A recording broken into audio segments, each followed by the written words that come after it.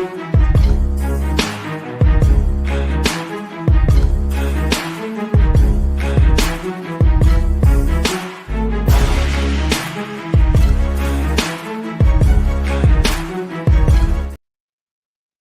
happening on this Thursday night, this Thursday evening? Thanks for joining us as always. We appreciate every single one of you. Welcome to the party.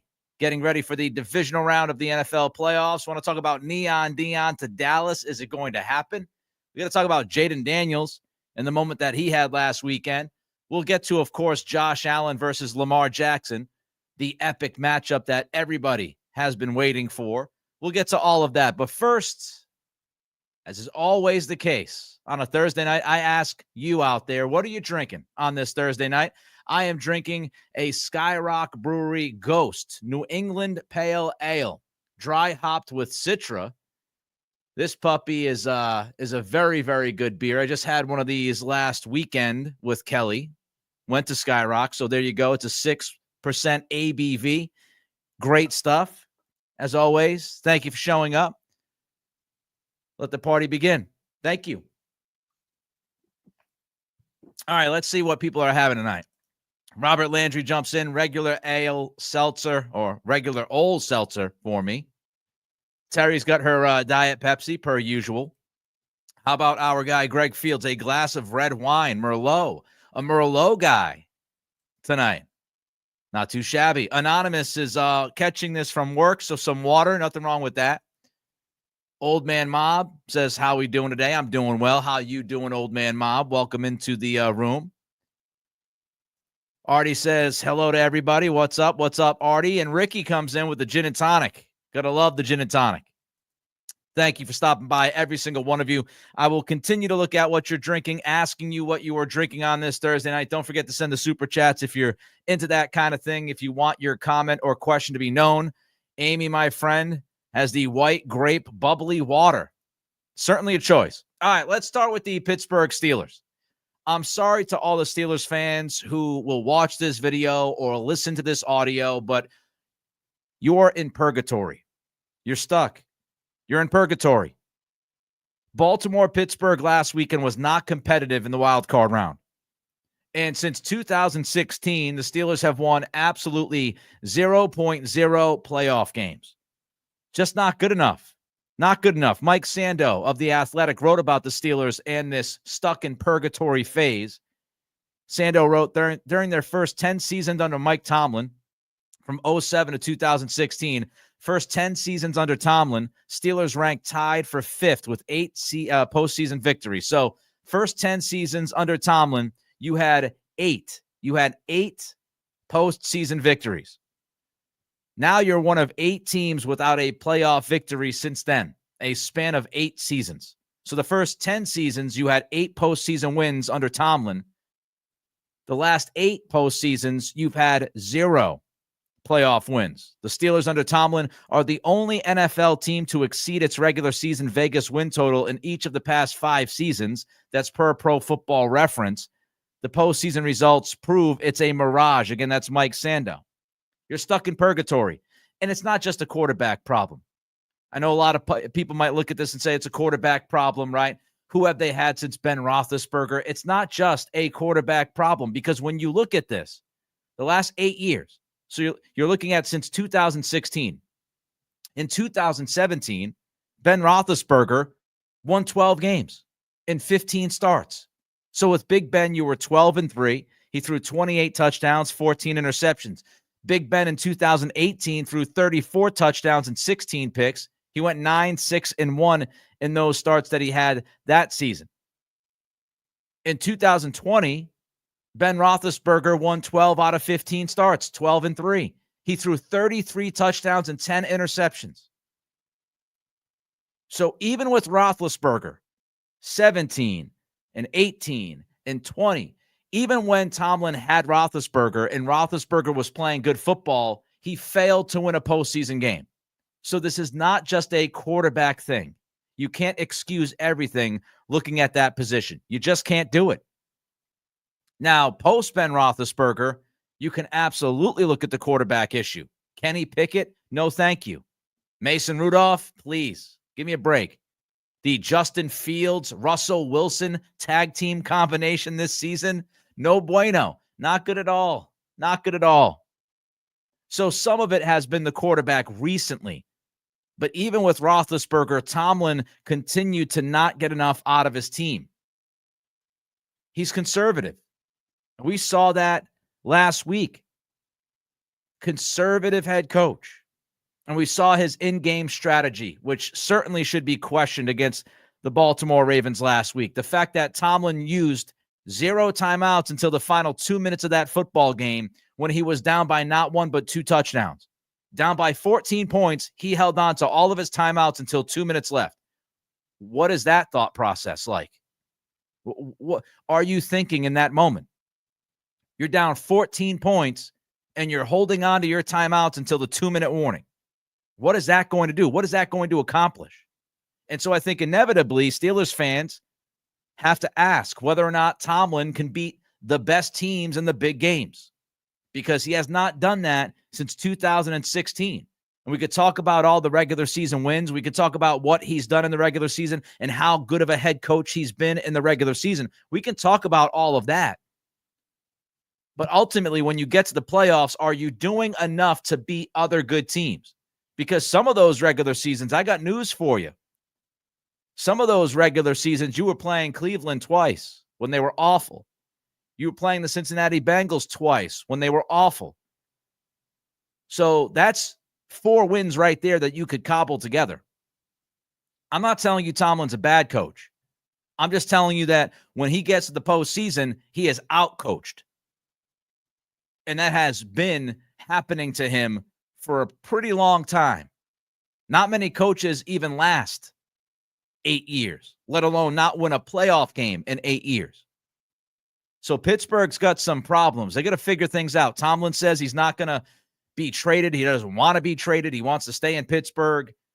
They've got some things that they've got to figure out. All right, before we move to story number 4 tonight, which is Jayden Daniels, do a couple things for us. Don't forget, as we sit back, I'm having my Ghost New England Pale Ale from Skyrock Brewery. Don't forget to pour yourself a drink on this Thursday night. Oh, man, such a good beer. Don't forget to pour it. Don't forget to drink it, my friends. Just a couple things you can do. Doesn't cost you $1. Doesn't cost you a lot of time. Just click that thumbs up button if you're watching on YouTube. Even if you're watching on Twitter, you're watching on Facebook, don't forget to click that thumbs up. Don't forget to give us a like, because every like helps us with that YouTube algorithm. So if you're on YouTube, make sure you like us. Make sure you throw a comment in. Chris Chapman throws a comment, says he likes Tomlin a lot. All right. Can like Tomlin a lot. Ashton says, I'll just take my water. You could take your water and enjoy your water. Bill B drinking black coffee. He's working. Thank you, Bill B. Dito 62 never seemed to catch the show live, but made it tonight. No drink though. Plenty last night. It was apparently a rough Wednesday night, a rough hump day for Dito 62. Thank you, my man. Appreciate you. All right, so don't forget to like, don't forget to comment. Those 2 things help us with the algorithm. And don't forget to subscribe if you like what we do here. Don't forget to subscribe. The goal is to hit 5,500 subscribers. We're just about 100 away. So let's keep pushing towards that. If you like what we do, join the party, join the community. We do this on Thursday night at 7 o'clock Eastern. You don't want to miss it. We hit 5 of the biggest NFL storylines every single week with you. And we have some fun. We have some drinks, whether it's wine, whether it's liquor, whether it's beer. I'm a beer guy.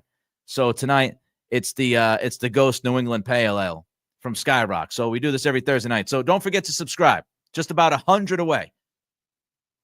Want to hit that 5,500 subscribers goal sooner rather than later. So tell your family, tell your friends, tell your coworkers, your fellow football fans, and hang out. All right, let's get to story number 4. Jayden Daniels, man. Jayden Daniels continues to crush. He's easily the offensive rookie of the year, right? He's easily going to win that. I don't think there's any doubt that Jayden Daniels is going to win the offensive rookie of the year easily. When you look at what he did in the regular season, he was 11th in the NFL in touchdowns. He was 11th in passer rating. He was 6th overall in EPA. He was 3rd in QBR.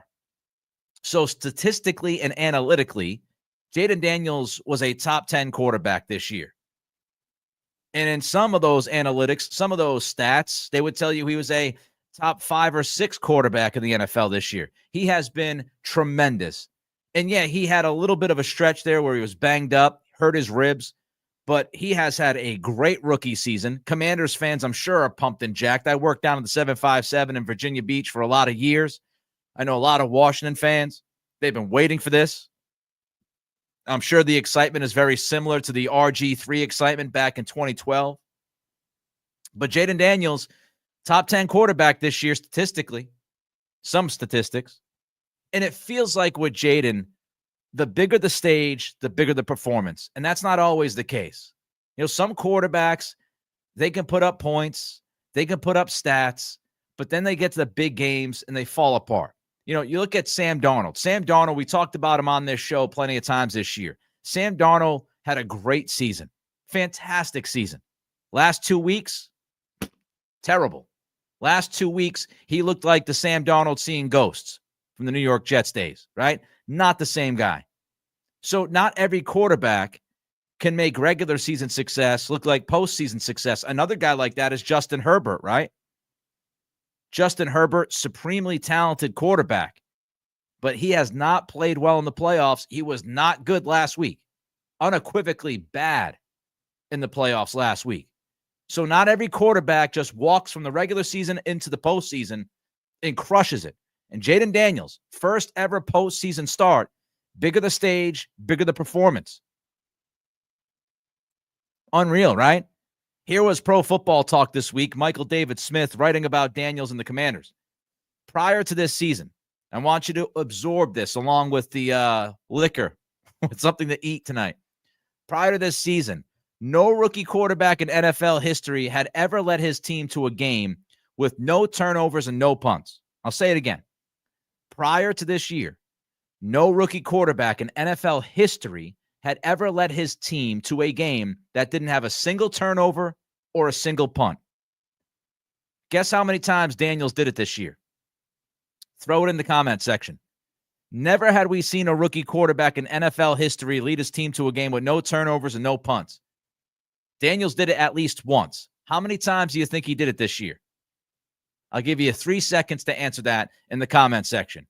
3, 2, 1. Michael Brown says 3. Robert Landry says 3.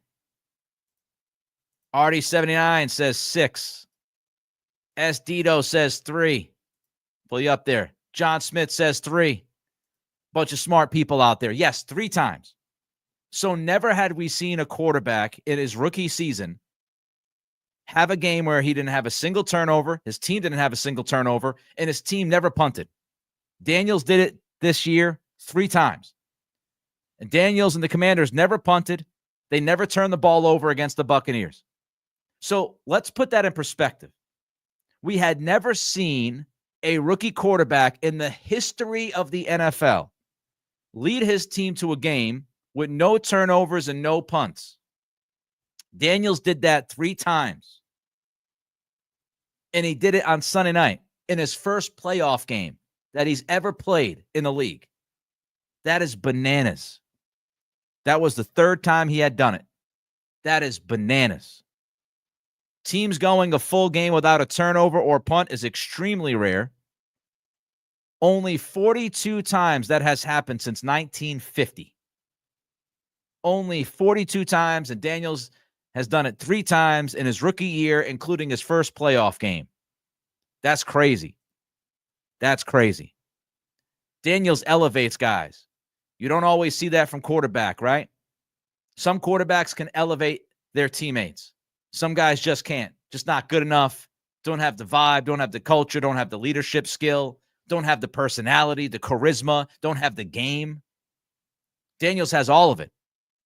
He's got plenty of game. He's got plenty of charisma. He's got plenty of leadership, plenty of skill, plenty of everything. And here he is in his rookie season doing what he's doing, elevating other guys. Terry McLaurin certainly helps. But beyond McLaurin, it's not like he has a banger of a wide receiver core. Not the case. And he's cold as ice. He really is. game-winning field goal drive in his first playoff game. So not only does he lead his team to a no turnover, no punt performance, the third this year, but he also leads a game-winning field goal drive in his first ever playoff game. How are you not excited? My guy Michael's excited, sending some love from the 757. Been a Washington fan since 1999. This season doesn't seem real. Enjoying the hell out of it. You should. You should be enjoying the hell out of it. I had Washington as one of my sneaky teams this year. I thought they would be better than a lot of other people thought they would be. Did I think they'd be this good? Hell to the no. I did not. What are you drinking, Michael? Let me know. What are you drinking? I got a Skyrock Ghost New England Pale Ale, 6% ABV on this Thursday night. Drink it up, folks. Thank you for joining me.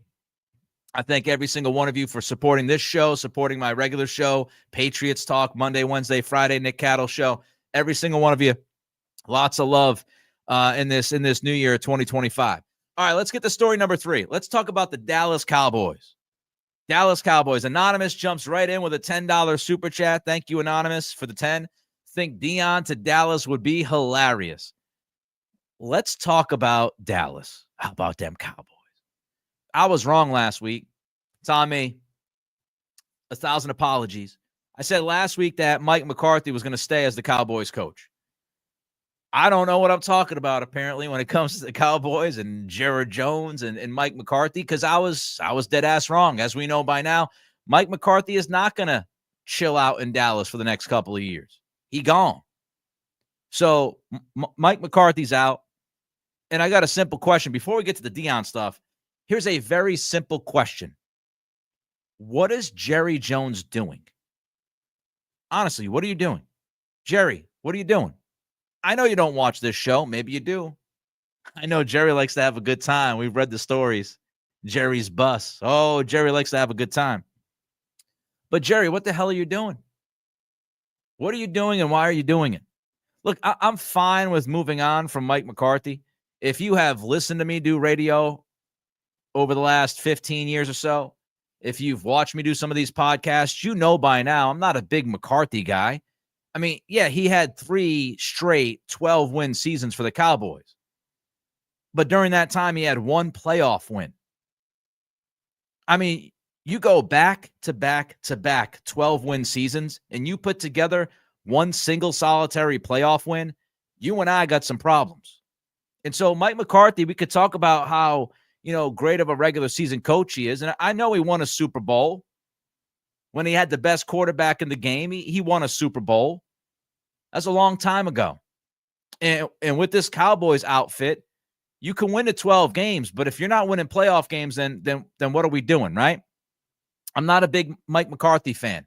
I don't think he's a great coach. I don't even think he's a very good coach. But here's my question to Jerry and why I ask Mr. Jones and Stephen Jones, his son, his boy. Here's why I ask, what are you doing, Jerry? Why did you not do this immediately? Like, it makes no sense. It makes 0 sense. Why did you not just fire Mike McCarthy at the end of the year? Season over, goodbye. Why did you not do that? I mean, you lost out, reportedly, maybe on Bill Belichick. You are now late to the interview process. These other teams that need coaches, I mean, the Patriots already hired Mike Vrabel. The Raiders look like they're leading for Ben Johnson. You've got all these other teams that are interviewing head coach candidates, and you're sitting back, twiddling your thumbs, not making a decision on your head coach. And now you're late to the party. Now, it might not hurt you at the end of the day, but this is just bad management. It's bad ownership. You should have fired Mike McCarthy as soon as the season was over, and you should have started your head coach search ASAP. But you dragged your feet. And Jerry said, Jerry Jones said that they had not even discussed a contract. They did not even negotiate. So what did you do from that time, right? From the end of the regular season for the next 10 days or so, what were you doing? You weren't negotiating a contract. Were you just sitting across the table from McCarthy and staring at him, and he was staring at you? You guys just having a staring contest? What is the point of this? And by the way, not only that, but Jerry also kept Mike McCarthy from interviewing with Chicago. Now, Mike interviewed with Chicago yesterday when we found out officially the marriage between McCarthy and the Cowboys was over. It was a divorce. But don't you think that would have been the nice thing to do, the professional thing to do? If you guys aren't working out a contract, why wouldn't you just let McCarthy go interview with the Bears last week? Because you could have cost McCarthy a job. But I guess Jerry doesn't care. So let's get to Deion. Neon Deion, prime time. Is prime time going to be the next head coach of the Cowboys? Now, Ed Werder came out today, and I trust Ed Werder. The dude is an OG. He has been reporting on the Cowboys for like ever. And Werder came out today and said that Deion would take the job. He would absolutely take the job. Now, I don't know if Deion would take the job no matter what, or if Deion would take the job if Jerry met his asking price. But Werder said that Deion would take the gig. I don't think Jerry's going to hire Deion Sanders. I think Jerry loves the idea of throwing this out there. I think he loves the headlines. I think he loves the attention. And what gets more attention than to go out there and say, I'm going to hire Deion Sanders. I'm interested in Deion as the head coach. It gets a lot of attention. It gets a lot of eyeballs. But here's why I don't think Deion Sanders is going to be the next head coach of the Cowboys. Because Deion's brand is too big. Jerry Jones likes being the show. Jerry Jones likes being the end-all, be-all in the Cowboys world. He likes doing these post-game media scrums where he just stumbles and bumbles and rambles his way for like 30 minutes. He likes going on the radio and saying things so people can play his sound bites over and over and over again. Jerry Jones absolutely loves Jerry Jones, and Jerry Jones absolutely loves being the show. The Cowboys are his baby, and he wants the headlines, he wants the cameras, he wants the radio interviews, and he got rid of Jimmy Johnson a long time ago because he wanted to be the show. He wanted to run the show, he wanted to be the show. And so I don't think Jerry's ego would love the idea of Deion Sanders. Now, maybe I'm wrong. I was wrong last week thinking they'd keep McCarthy. But I don't think a bigger brand than Jerry himself and Deion walking in is something that Jerry would be in love with. I think he loves the idea of, again, pumping this out there and getting some love. But I don't necessarily think that he wants a head coach that's going to outshine him. Because what have we seen? Barry Switzer, right? You got Switzer. You got Jason Garrett. You got Mike McCarthy. You know, these aren't big names or big storylines or I want the camera type guys. Not like that. Now you had Bill Parcells, but that's back in 2003 to 2006. Jerry likes understated head coaches. He likes guys that he can overshadow. He likes guys that won't battle him. Now, maybe it's different with Deion because Deion played for him and they have this relationship, maybe. But I think Dallas is going to hire Kellen Moore. That's who I think they're going to hire. I think they're going to hire Kellen Moore. Kellen Moore's a Jones guy, right? He's almost like a Jerry Jones creation. Jerry kind of nurtured him, brought him up in the coaching circles. And I think, when you look at Kellen Moore, I don't know if he's wanted anywhere else, at least in this hiring cycle. It doesn't seem like there's any teams that are dying to hire him. It looks like down in Jacksonville, it might be Liam Cohen. Looks like in Vegas, it might be Ben Johnson. Again, we know that Vrabel's in New England. Chicago, I don't know. Chicago, I think Mike McCarthy's going to be the guy to try to take care of the young quarterback. The Jets, I think it's going to end up being Aaron Glenn. The Saints, I have no earthly idea who the Saints are going to hire. I don't think Kellen Moore is necessarily wanted in other places right now. But he's a Jerry Jones guy. He's a Jerry Jones creation, you could argue. So I think it's going to be Kellen Moore. All right, don't forget to like, don't forget to comment, don't forget to subscribe, don't forget to take a drink. I'm drinking Skyrock Brewery Ghost. This is a New England Pale Ale with a 6% ABV. It's a very, very good beer. Very good beer. Let me know what you're drinking. Again, like, comment, subscribe. We're trying to hit 5,500 subscribers, folks, to my YouTube channel. We're creeping closer. We need your help by liking, commenting, and subscribing. We need your help to get to 5,500. We can get there. We've picked up some steam over the past couple of weeks. Let's keep on moving, right? Let's keep it moving. And welcome into my, I guess, establishment, I would say, on this Thursday night as we all have some drinks together, whether it's water, milk, beer, liquor, whatever. All right, let's get to story number 2, the divisional round of the playoffs. We're not going to talk about the wild card round because it sucked. Stunk out loud. Terrible football. Aside from the Commanders and Buccaneers game, last weekend was a waste. Did you enjoy any of those games? I mean, I guess you'd enjoy them if you're the fan of a winning team, right? I'm sure Ravens fans loved that football game. But if you're an objective viewer, if you're just hanging out like me, having a beer over the weekend, like I'll have this weekend, my brother's coming up, by the way, on Saturday, fired up for that. But, you're just sitting at the bar having a drink. Any of those games get you going? No. The wild card round was brutal. Outside of Washington, Tampa, wild card round was rough. So let's look forward to the divisional round. Let's start with Houston at Kansas City. Houston at Kansas City. The Chiefs, first question for me, long layoff. Will they have to have a quarter or two to knock off that rust? They've had like 20 days off, whatever it's been. They haven't played a game in like 20-plus days. So how does Kansas City deal with that long layoff? I think they'll be fine, but there might be a little bit of a rust factor to at least start this game. So that's the first thing. Second thing I look at, can Kansas City deal with Houston's pass rush?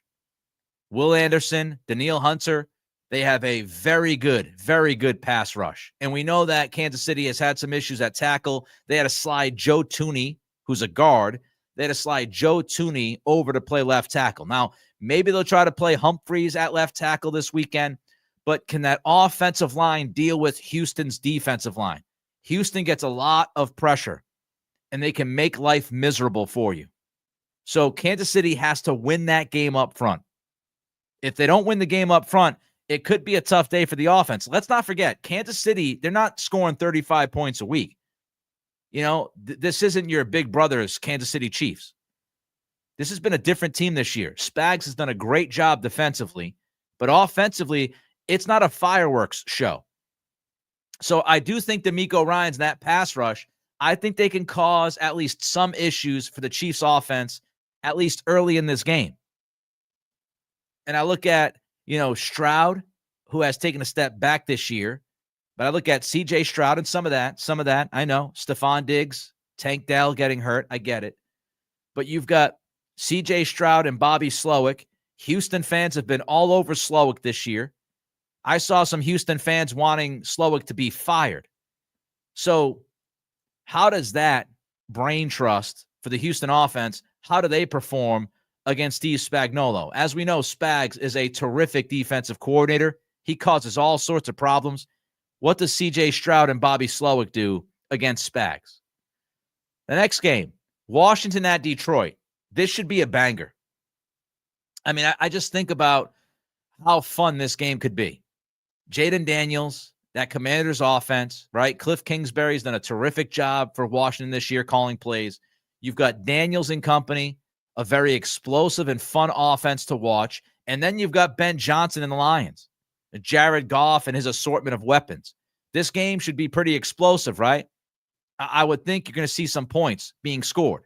With these two offenses and these two offensive coordinators, we should see some fun football between the Commanders and the Lions. Detroit's got a ton of injuries. They got some injuries up front in the offensive line. They've got a number of injuries on their defense. They've got injuries in their secondary. So I would not be surprised if we've got some back and forth, right? Up and down the field action. I think this game could be very exciting and very fun to watch. And then I look at the head coaches. We know Dan Campbell. Dan Campbell doesn't mess around, right? Dan Campbell loves going for it on fourth down. Can't wait to go for it on fourth down. No matter where he is on the field, he loves his fourth down. And then we had Dan Quinn, the battles of the Dans on Saturday night, right? We know Dan Campbell and how he loves to go for it on fourth down. And then we had Dan Quinn against Tampa on Sunday night, and he somewhat uncharacteristically, he kept going for it on fourth down. I mean, this could be like the OK Corral. We could have Campbell and Quinn staring each other down from across the field, and whoever doesn't convert enough fourth downs loses this game. I'm very, very excited by this game. I can't wait to see how it goes. And then we've got the Rams, the Eagles. This is a fascinating game. Sean McVay versus Nick Sirianni. I think Sean McVay is the much better coach.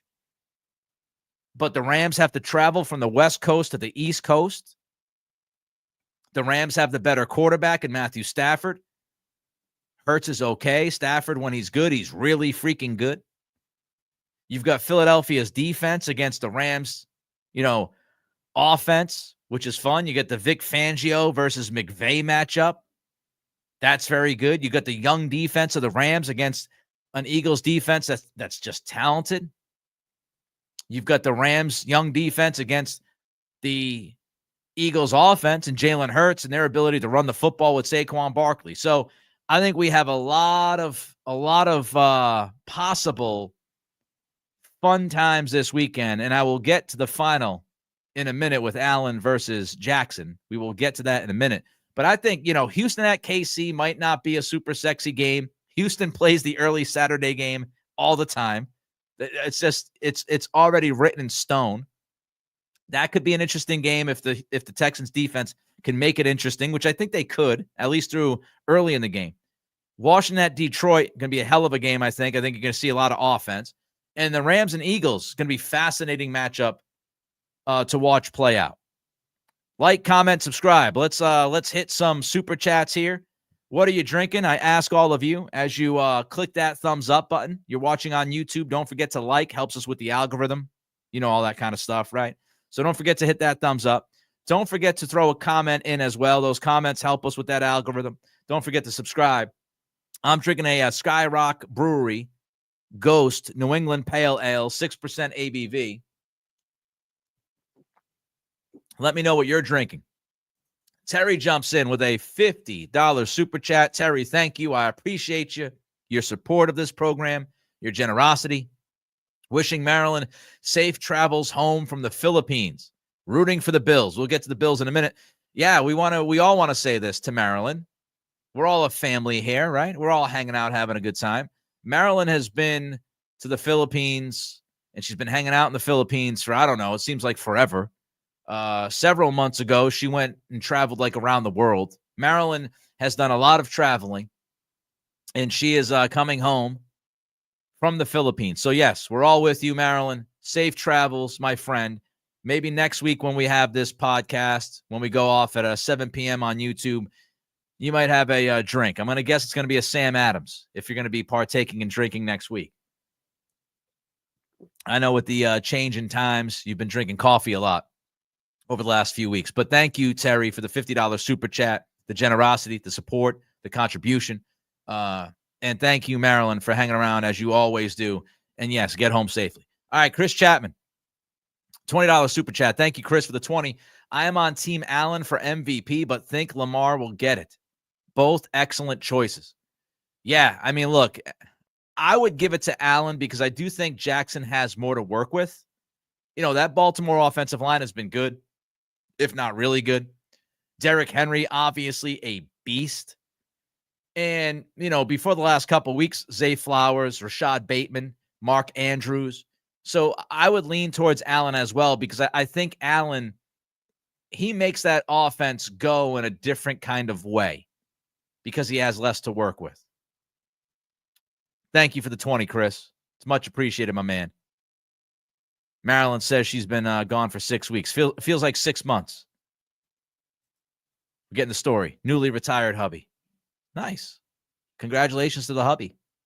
Got to finish the holiday Sams. I knew it. I know my Marilyn. I know my people. Marilyn is a Sam. Is a Sam Adams woman. All right, let's get to story number one. Story number one. Of course, it's got to be Ravens at the Bills. Sunday night showdown. It's the game that everybody has been talking about. Most people have been waiting for. Outside of Kansas City, it's been Ravens, it's been Bills. If you believe in DVOA, that analytic, the Ravens, I think, are the 7th best team in the DVOA era.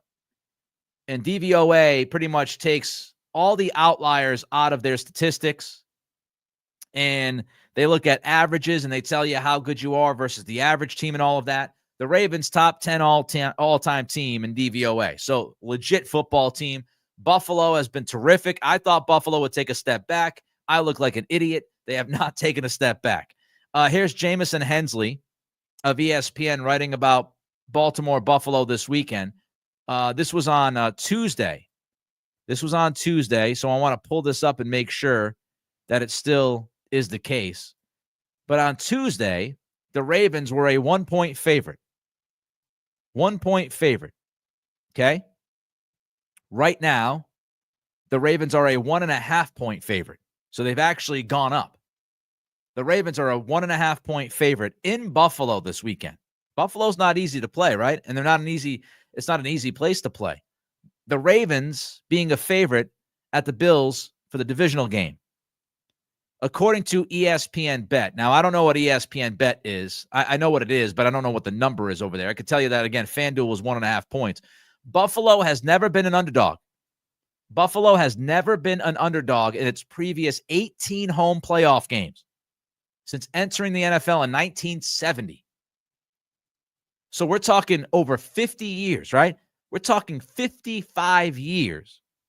Buffalo has never been an underdog in a playoff game in Buffalo. This is historic.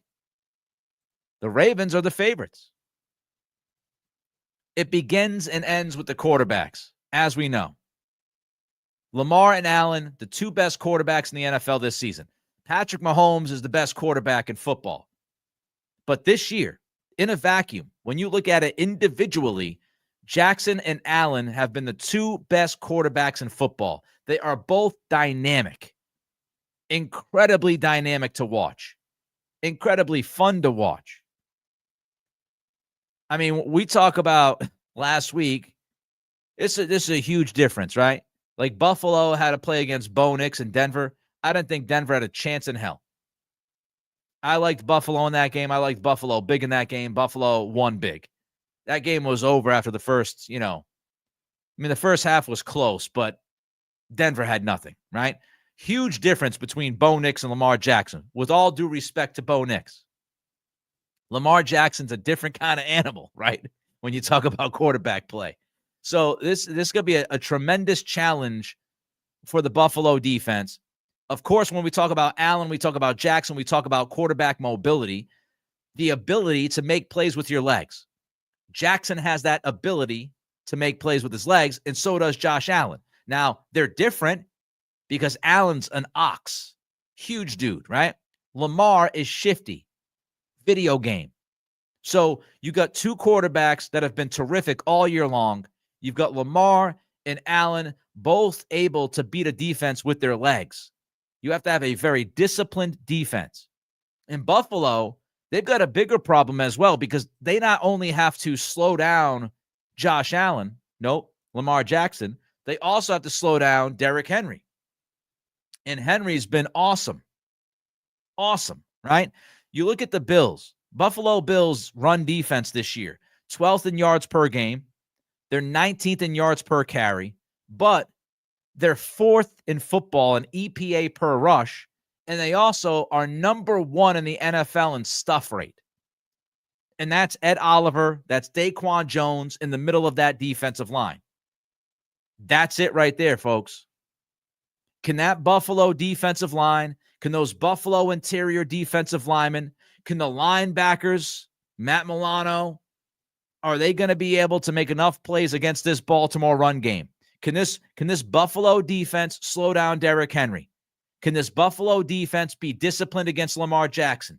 Contain the edges, keep them bottled up, try to trap them in the pocket. That's the biggest thing about this game, because if Derrick Henry gets rolling and Lamar gets rolling with his legs as well, it's going to be a long night in Buffalo. Buffalo's defense has to contain the run game.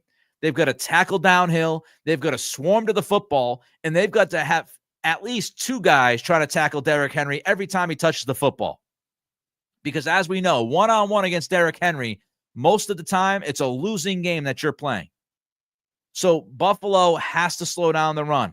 Oliver, Jones, Milano have to slow down the run. Your secondary, your cornerbacks, your safeties have to come screaming downhill and make sure that they can make plays. Because if you let Derrick Henry run for a $150, you pretty much have no chance. Now, the Ravens defense, they're going to slow down Josh Allen. And their pass defense, it hasn't been the best, right? When you look at the pass defense, they give up a lot of yards. Second worst in football, this Ravens defense against the pass when it comes to yards per game. So they're gonna give up some plays in that pass defense. That secondary is going to give up some plays. But they are 13th in yards per play. So, they've been able to pretty much allow teams to dink and dunk, make some plays here and there. They will give up some plays. But you look at some of the other statistics, the pass defense hasn't been as brutal as you might think. The issue, though, for Baltimore, they're 25th in the NFL in pressure rate. So is Baltimore's pass rush going to be able to get after Josh Allen? Are they going to be able to bother him and rattle him, right? Can they get that pass rush? 25th in pressure rate. So how do you deal with it? And, of course, the same thing with Lamar Jackson, as we talked about mobile quarterbacks. Do you pass rush? Because if you get too far downfield, if your defensive ends, if your edges get too far downfield with their pass rush, it opens up the quarterback to kill you with their legs, right? So you've got to be incredibly disciplined. If you've got DNs screaming down the field, these quarterbacks are going to run for 20 yards a pop. They're going to kill you. So the Ravens, 25th in pressure rate, do they try to push it? Or do they just kind of lay back and stay disciplined? I think it's going to be the latter and not the former. I don't think you have to try to hunt Josh Allen. I don't think you have to try to hunt Lamar Jackson. I could see both defenses trying to be, I don't want to say conservative, but not trying to overdo it on the pass rush, knowing that these quarterbacks can kill you. And inevitably, the question is, can the winner go to Kansas City and unseat the Chiefs if Kansas City beats Houston, which is what I expect to happen? But Sunday night should be a banger. I'm very excited about this weekend. Again, Houston at Kansas City can be interesting. Lions against the Commanders, I think is going to be fantastic. I think you could see a lot of offense in that game. Rams versus the Eagles, lots of questions, lots of fun going into that one. And then you've got the icing on the cake with Allen versus Jackson, Bills versus Ravens. First time in over 50 years that the Buffalo Bills are a home underdog in the playoffs. Man, I'm getting pumped. NFL should place a call and let me just yap about it. Build it up, baby. Build it up. What are you drinking? Skyrock Brewery, Ghost, New England Pale Ale. Don't forget to help brother out. Like this channel. The thumbs up helps us with that algorithm, so give us that thumbs up. Give us 2. You can't give 2. Give us at least 1. Don't forget to comment. Throw your comments in here because those likes and comments help us, again, with that algorithm. And subscribe. Trying to hit 5,500 subscribers. We're about 100 away. We can do this, everybody. We can do this. All right. Slancha. Cheers. Drink up. Enjoy the rest of your Thursday night. Enjoy your football weekend. Be safe, be responsible, but have a hell of a lot of fun like I'm going to have this weekend. Boy, am I going to have fun on Saturday. Don't forget, like, comment, subscribe. We're back next week, a week from tonight, 7 p.m. Eastern. We do the damn thing. I appreciate every single one of you. Super chat people, thank you. Enjoy yourself. We'll talk to you next time. Crafts and Kickoffs.